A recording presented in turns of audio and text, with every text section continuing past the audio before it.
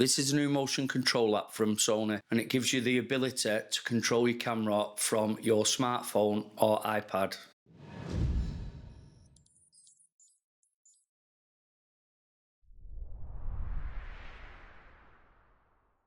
With the app connected to your camera, you can make sure that your subject is framed correctly without having to use the viewfinder on your camera. If you use an iPad, you can monitor 4 cameras at the same time and individually control the settings of each camera. Now at the bottom of the screen, you get the settings that your camera is currently running. So you'll see that you get your frame rate, focus mode, you get the aperture, ISO, shutter. You can move along here and you get more settings. So you got your picture profile, your white balance and record format. To change any of these settings, you just click. So if you tap on there, you'll see you get what they call a click bar at the side. And to adjust the setting, all you do is scroll up and scroll down to adjust the setting on the camera, and then to go back all you do is click the actual back button and you return to the main screen. All these settings can be adjusted. Moving over to the toolbar at the top menu, you'll see that it drops down and you get more settings, and these are mainly monitoring settings. So the top setting is gamma assist, which is it converts the top setting is gamma assist, which is where it converts S-Log into Rec 709 while on camera, so you get an idea of what it will look like post editing or post filming.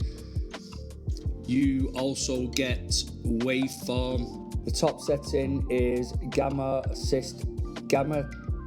Top setting is gamma display assist, and this is the conversion from S-Log 3 to 709. And this does this while in camera to give you an idea of what the picture looks like and what it will look like after it's been converted through editing software.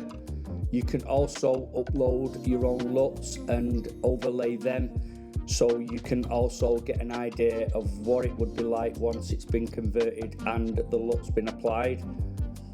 Moving down, you get waveform, histogram, false color, zebra, D-squeeze.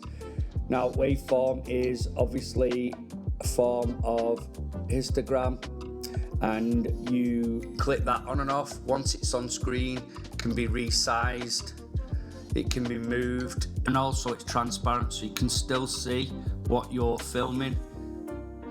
But to get it out of the way, you just click on the dots and you can resize it and just put it anywhere you want. Going back to the toolbar to disable it, you can select 3 of your favourite monitoring settings and then they'll be added to the top of the screen. So essentially that's quick access, so you click them and you instantly get the tool that you want.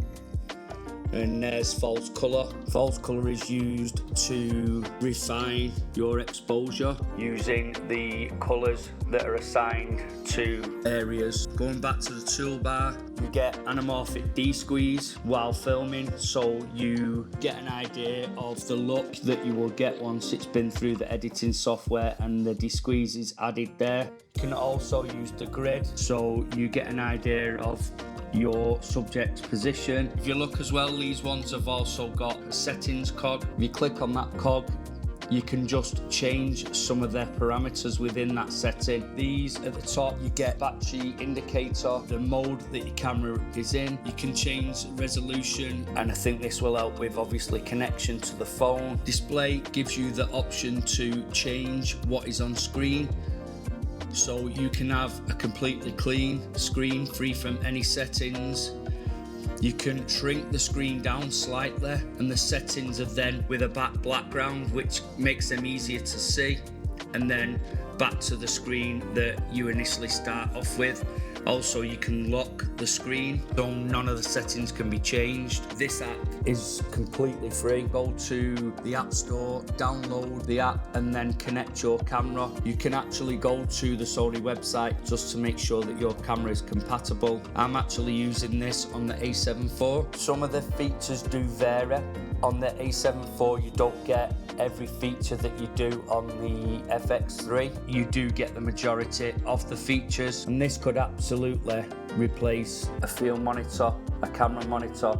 Put this on top of your camera and have complete control, and you have much more screen real estate to view your subject and what you're filming. That's it for this video, and I'll catch you on the next one.